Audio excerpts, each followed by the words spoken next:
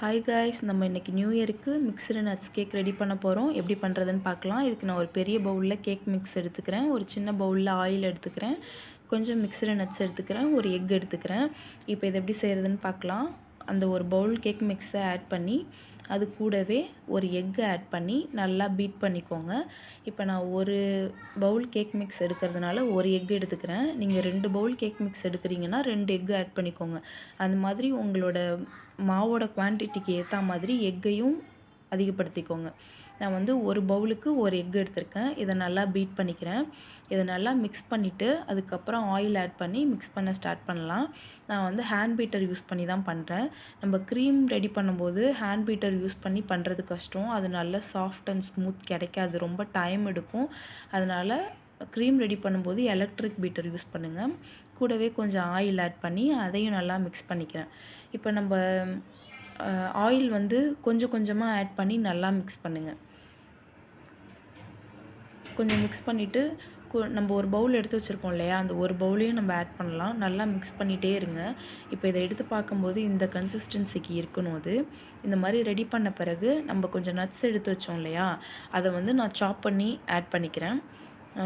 நீங்கள் வந்து எனக்கு க்ரன்ச்சியாக வேணான்னா நல்லா ஃபைனாக கூட அரைச்சி போட்டுக்கலாம். நான் வந்து கொஞ்சம் க்ரன்ச்சியாக இருக்கிற மாதிரி பண்ணிக்கிறேன், ஏன்னா சாப்பிடும்போது கொஞ்சம் நல்லாயிருக்கும். அதுக்காக அதையும் ஆட் பண்ணி அதையும் நல்லா மிக்ஸ் பண்ணிக்கோங்க. இந்த மாதிரி நல்லா மிக்ஸ் பண்ணிவிட்டு இப்போ இந்த கன்சிஸ்டன்சிக்கு இருக்கணும். இதை நல்லா மிக்ஸ் பண்ணிவிட்டு இதை வந்து நம்ம ஃப்ரையரில் வைக்கிறதுக்கு ஒரு பேனில் மாற்றிடலாம். இப்போ நம்ம அந்த பேனில் வந்து ஃபுல்லாக ஆயில் அப்ளை பண்ணிக்கணும், கீழே சைடில் எல்லா சைடும். அப்போ தான் அது எடுக்கிறதுக்கு ஈஸியாக இருக்கும். இப்போ இந்த மிக்ஸை வந்து பேனில் மாற்றிக்கலாம். இதை பேனில் மாற்றின பிறகு நம்ம பேனில் வந்து பாதி அளவுக்கு தான் கேக் மிக்ஸ் இருக்கணும். ஏன்னா அது பேக் ஆனோன்னா ஃபுல்லாகிடும். அதனால் பாதி அளவுக்கு மிக்ஸ் இருந்தால் போதும். பாருங்கள்,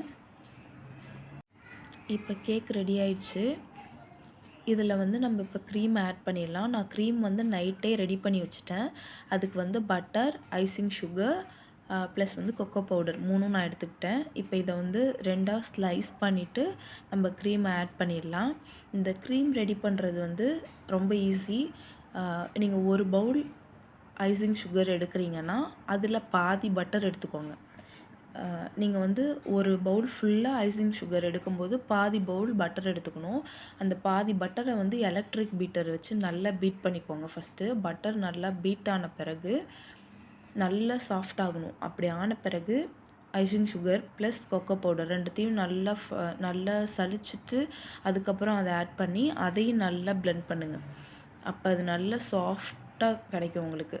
அப்போ அந்த க்ரீம் நம்ம யூஸ் பண்ண முடியும். இப்போ இந்த க்ரீமை வந்து அந்த ஒரு லேயரில் நான் அப்ளை பண்ணிக்கிறேன். இதை நல்லா ஸ்ப்ரெட் பண்ணி விட்டுக்கோங்க. உங்களுக்கு ரொம்ப க்ரீம் பிடிக்காதுன்னா லைட்டாக ஆட் பண்ணிக்கோங்க. நான் லைட்டாக தான் ஆட் பண்ணுறேன். எல்லா சைடும் நல்லா ஸ்ப்ரெட் பண்ணி விட்டுட்டு அதில் வந்து நம்ம கட் பண்ணி வச்சுருக்க இன்னொரு லேயர் இருக்குது இல்லையா, அதையும் எடுத்து மேலே வச்சுக்கலாம். இந்த மாதிரி நல்லா ஸ்ப்ரெட் பண்ணிக்கோங்க.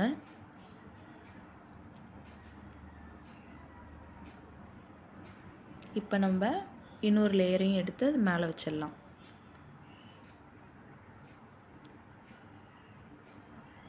இந்த மாதிரி இந்த லேயரையும் எடுத்து வச்சுட்டு இப்போ இது ஃபுல்லாகவும் நம்ம க்ரீம் அப்ளை பண்ணிடலாம். நல்லா ஸ்ப்ரெட் பண்ணுங்கள் எல்லா சைடும்.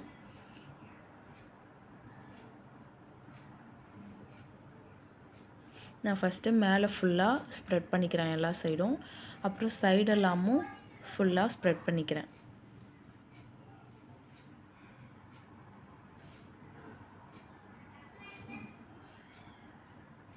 இந்த மாதிரி சைட்லேயும் நல்லா ஸ்ப்ரெட் பண்ணி விட்டுக்கோங்க. இப்போ ஃபுல்லாக அப்ளை பண்ணியாச்சு. இதில் வந்து ஃபுல்லாக நான் பண்ணிட்டேன். இப்போ மேலே வந்து மறுபடியும் கொஞ்சம் க்ரீம் ஆட் பண்ண போகிறேன்.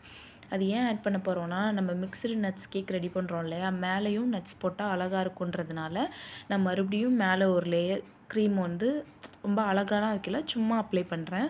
அந்த மாதிரி அப்ளை பண்ணிவிட்டு நம்ம நட்ஸை வந்து போடும்போது அது வந்து நல்லா க்ரிப்பாக பிடிச்சிக்கும். அதுக்காக மேலே கொஞ்சம் மறுபடியும் க்ரீம் லைட்டாக ஆட் பண்ணி அது மேலே நட்ஸ் ஆட் பண்ண போகிறோம். இந்த மாதிரி கொஞ்சம் எல்லா சைடும் ஸ்ப்ரெட் பண்ணி கொஞ்சம் க்ரீம் அப்ளை பண்ணிவிட்டு அது மேலே நட்ஸை வந்து நான் வந்து சாப் பண்ணி வச்சுருக்கேன். அப்போ அது நல்லாயிருக்கும்னு சொல்லி டேஸ்ட்டு. ஸோ வந்து நான் ரொம்ப ஃபைனாக சாப் பண்ணல, கொஞ்சம் க்ரன்ச்சியாக இருக்கிற மாதிரி பண்ணியிருக்கிறேன். இந்த மாதிரி அதை எல்லா சைடும் ஸ்ப்ரெட் பண்ணி விட்டுட்டு, இதில் வந்து நீங்கள் ஹனியும் ஆட் பண்ணிக்கலாம் மேலே. அது அது இன்னும் டேஸ்ட் நல்லாயிருக்கும். இந்த மாதிரி மிக்ஸ்டு நட்ஸை வந்து ஃபுல்லாக சாப் பண்ணி அது மேலே வந்து அப்ளை பண்ணிவிட்டு, ஓரியோவோட ஸ்டிக் இருக்கும் இல்லையா, அது நான் யூஸ் பண்ணுறேன். 2 ஓரியோ ஸ்டிக் ஆட் பண்ணி டெக்கரேட் பண்ணி முடிச்சாச்சு. அவ்வளோதான், நம்ம மிக்ஸ்டு கேக் ரெடி.